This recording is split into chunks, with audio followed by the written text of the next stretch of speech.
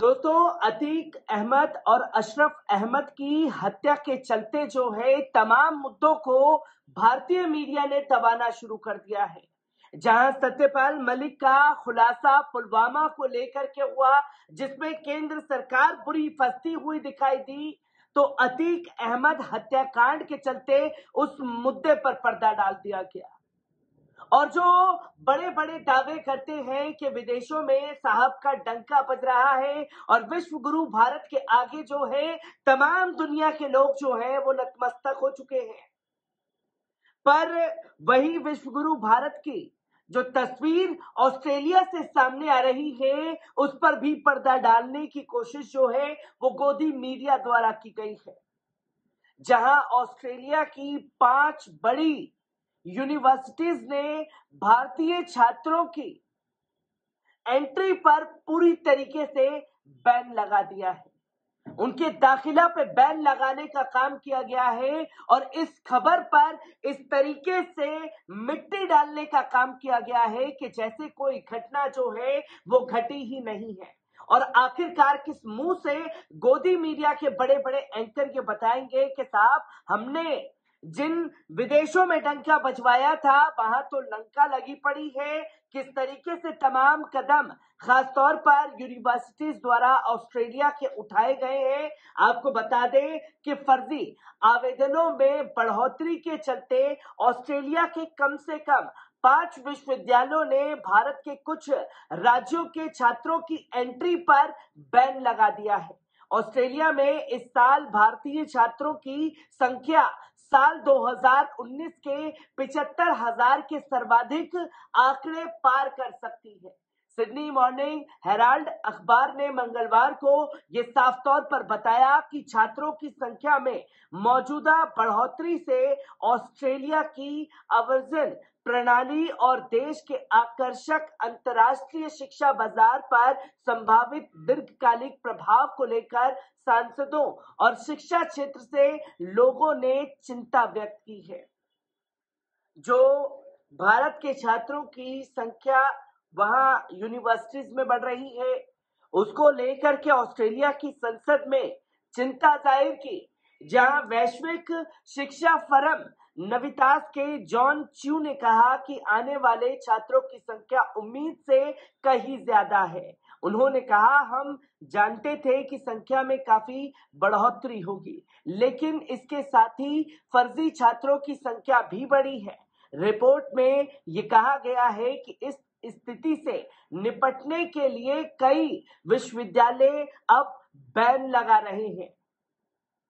जो साफ तौर पर यह कहा जा रहा है कि भारतीय छात्रों के एंट्री पर बैन लगाने की तैयारी जो है वो इन यूनिवर्सिटीज ने की है, जिसमें दी एज और दी सिडनी मॉर्निंग हेराल्ड अखबारों के अनुसार विक्टोरिया विश्वविद्यालय, ऑस्ट्रेलिया का सबसे बड़ा विश्वविद्यालय, एडिथ कोवन विश्वविद्यालय, और तीसरे पर है वोलोंगोंग विश्वविद्यालय, और चौथे पर है टॉरेंस विश्वविद्यालय, और पांचवें पर है साउथ क्रॉस विश्वविद्यालय, जिन्होंने भारतीय छात्रों की एंट्री पर और उनके आवेदन पर ही बैन लगा दिया है। आपको बता दें कि फरवरी में पर्थ स्थित एडिथ कोविंद विश्वविद्यालय ने भारतीय राज्यों पंजाब और हरियाणा के आवेदकों पर बैन लगा दिया था। इसके बाद मार्च में विक्टोरिया विश्वविद्यालय ने उत्तर प्रदेश, राजस्थान और गुजरात सहित 8 भारतीय राज्यों के छात्रों के आवेदनों पर बैन बढ़ा दिया था। ये घटनाक्रम ऑस्ट्रेलियाई प्रधानमंत्री एंथनी अल्बनीज के भारत दौरे के दौरान विश्वविद्यालयों और कॉलेज के साथ एक नए समझौते की घोषणा किए जाने के बाद हुआ। और दोस्तों, कितनी बड़ी खबर जो है वो छुपाई गई है देशवासियों से, इसके बारे में भी बात करना जरूरी है। और ऑस्ट्रेलिया के विश्वविद्यालयों ने ऐसे समय पर यह कदम उठाया है जब ऑस्ट्रेलिया के प्रधानमंत्री भारत देश के दौरे पर थे, जिसको लेकर के भारत सरकार की तरफ से कोई सवाल जवाब नहीं किया गया। आपको बता दें कि मार्च 2023 में भारत की यात्रा पर आए ऑस्ट्रेलियाई प्रधानमंत्री ने गुजरात में कहा कि भारतीय योग्यता वाले छात्रों को ऑस्ट्रेलिया में मान्यता दी जाएगी। इसके अलावा उन्होंने ये भी कहा कि जिन भारतीय छात्रों ने ऑस्ट्रेलिया में पढ़ाई की है उनकी ऑस्ट्रेलियाई डिग्री को भी भारत में मान्यता मिल पाएगी, जिसकी तस्वीरों पर बात की जा रही है। और कितनी बड़ी खबर को छुपाने का काम जो है वो खास तौर पर किया गया है केंद्र सरकार द्वारा और भारतीय मीडिया द्वारा।